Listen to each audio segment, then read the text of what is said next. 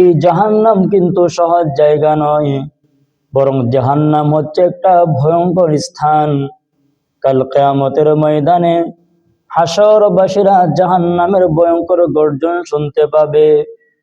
আল্লাহ তাআলা বলেন, ইযা উলকু ফিহা সামিউ লাহা শাহীকান ওয়া হিয়া তাফুর। যখন জাহান্নামীদেরকে জাহান্নামের মধ্যে নিক্ষেপ করা হবে, তখন জাহান্নাম ভয়ঙ্কর ভাবে গর্জন দিতে আরম্ভ করবে। এমন ভয়ঙ্কর গর্জন, তাকাদু তামাইয়াজু মিনাল গায়ব, যেন জাহান্নাম ক্রোধের কারণে ভয়ঙ্কর ভাবে গর্জন দিতে দিতে চূর্ণ বিচূর্ণ হয়ে যাওয়ার উপক্রম হয়ে যাচ্ছে। এরপর আল্লাহ তাআলা বলেন, কুল্লামা উলকিয়া ফিহা ফাওজুন সাআলাহুম খাজানাতুহা আলাম ইয়াতিকুম নাযীর। যখন কোন দলকে জাহান্নামের কাছে নিয়ে যাওয়া হবে, তখন জাহান্নামের দ্বাররক্ষী তাদেরকে জিজ্ঞেস করবে, ওরে আল্লাহর বান্দারা, কি কারণে তোমরা জাহান্নামে আসলে?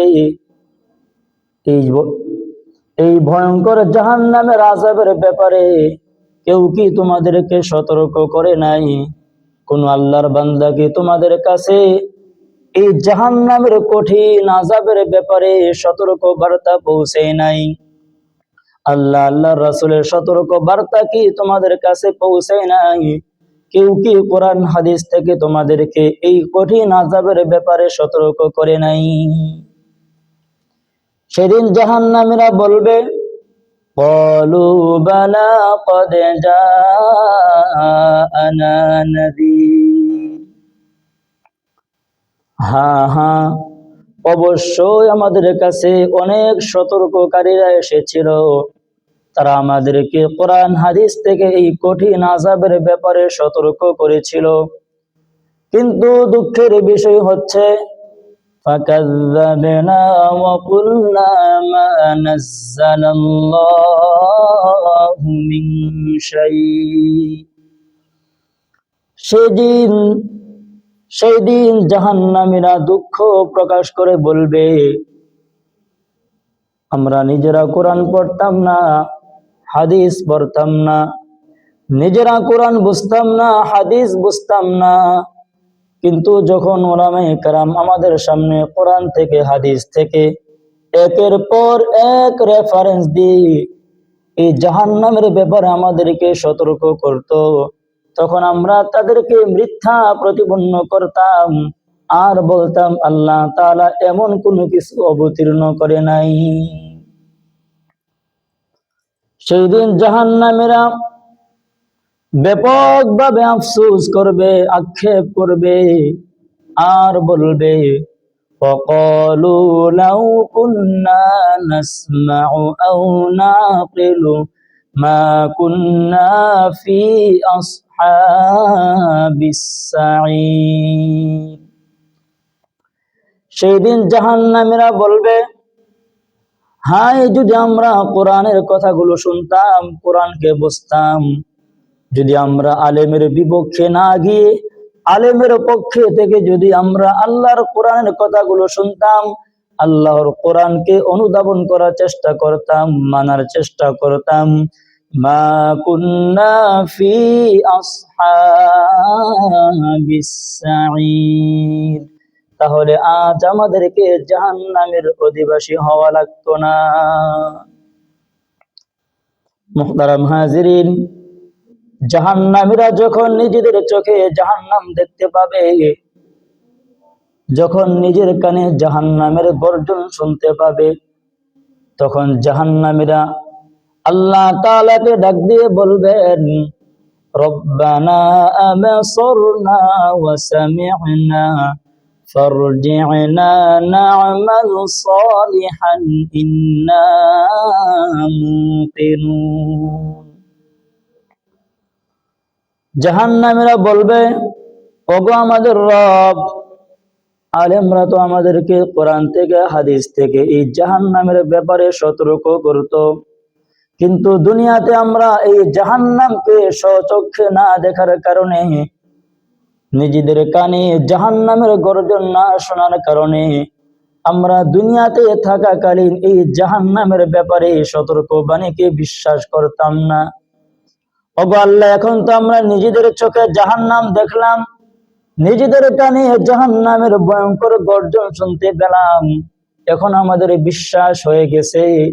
এখন আপনি আমাদেরকে দুনিয়াতে পাঠিয়ে দেন, যাতে করে সৎকর্ম করে আপনার নেক বান্দা হয়ে জান্নাতি হয়ে আপনার কাছে ফিরে আসতে পারি।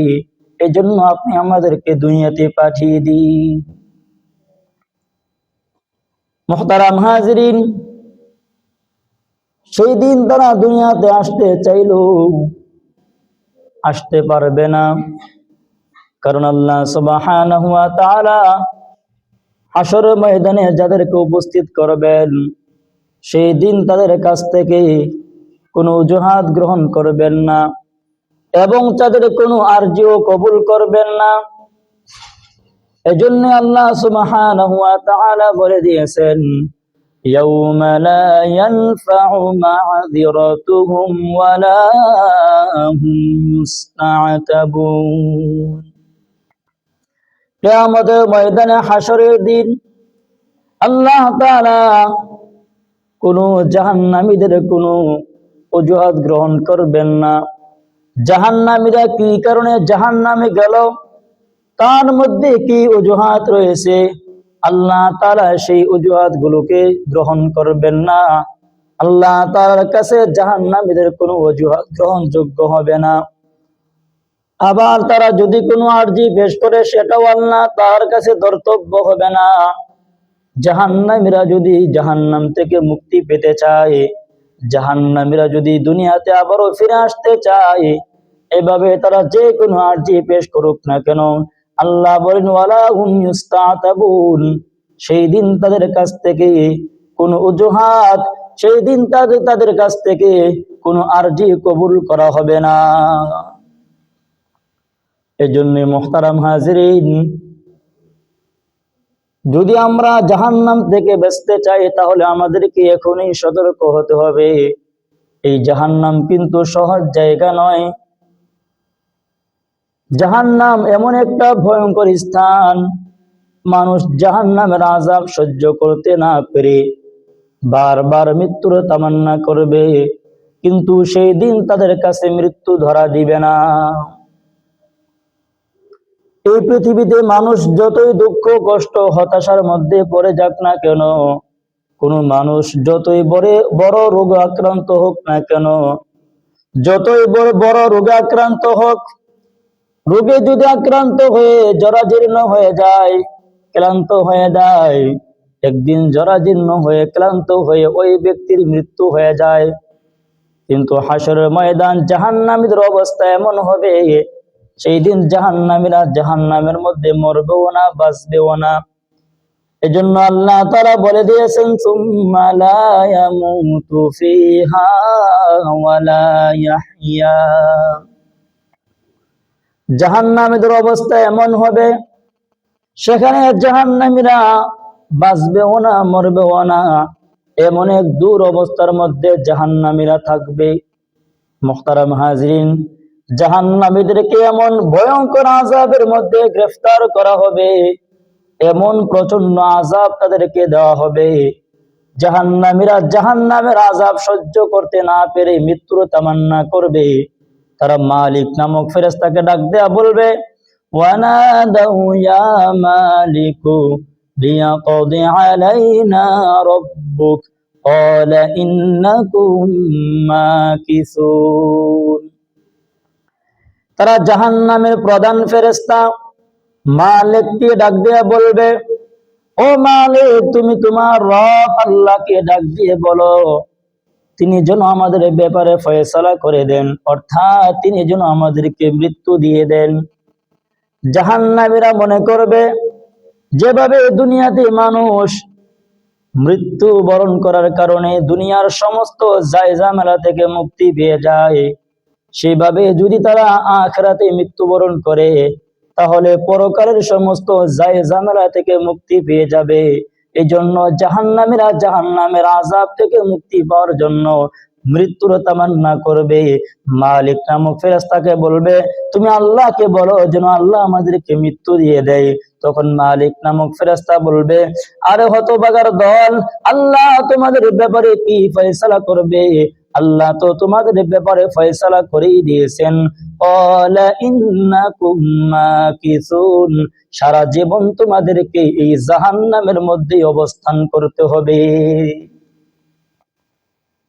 যখন জাহান্নামের ফেরেশতারা যখন জাহান্নামের প্রধান ফেরেশতার মুখ থেকে শুনতে পাবে যে তাদের মৃত্যু হবে না, তারা সর্বদাই জাহান্নামের মধ্যে অবস্থান করতে হবে। আর যখন একের পর এক জাহান্নামীদের আযাব বৃদ্ধি করা হবে, তখন জাহান্নামীরা আরো বেশি হতাশ হয়ে যাবে। তারা হাউমাউ করে চিৎকার করতে থাকবে, তাদের বুক ফাটা কান্না কেউ শুনবে না। এমন হাউমাউ করে তারা কাঁদতে থাকবে আর বারবার মৃত্যুর তামান্না করতে থাকবে জাহান্নামের আযাব থেকে মুক্তি পাওয়ার জন্য। কিন্তু সেই দিন তাদের কাছে আর মৃত্যু ধরা দিবে না। তারা যখন একের পর এক বারবার মৃত্যুর তামান্না করতে থাকবে, তখন ঘোষণা আসবে, লা তাদউল ইয়াউমা সুবুরান ওয়াহিদান ওয়াদউ সুবুরান ওয়াহিদান কাসীরা। আজ তোমরা একবার মৃত্যুর তামান্না করো না, বরং তোমরা 1000 বার মৃত্যুর তামান্না করো। যদি তোমরা 1000 বার মৃত্যুর তামান্না করো, তোমাদের কাছে আর কোনোদিন মৃত্যু আসবে না। ওই সুপুরের মুসলমান, আপনারা তো বিবেকবান মানুষ, আপনারা এখন আপনাদের বিবেকের তালায় একটু চাবিটা নাড়া দেন। এই পৃথিবীতে মানুষ বাঁচার জন্য কি না করে, নিজের সর্বোচ্চ দিয়ে চেষ্টা করে বেঁচে থাকার জন্য। সেই জায়গায় মানুষ জাহান্নামের আযাব কেমন ভয়ঙ্কর হলে বারবার মৃত্যুর তামান্না করতে পারে, বলুন তো সেটা এখান থেকে অনুধাবন করা যাবে নাকি? যাবে না। জাহান্নামের এমন ভয়ঙ্কর আযাবের কথা মানুষ বয়ান করো, তা পরিপূর্ণভাবে পেশ করতে পারবে না। আবার কেউ চিন্তা করেও জাহান্নামের আযাবটাকে অনুধাবন করতে পারবে না। ভয়ঙ্কর আযাব থেকে বাঁচার জন্য মানুষ বারবার মৃত্যুর তামান্না করবে, কিন্তু তাদের কাছে মৃত্যু আসবে না।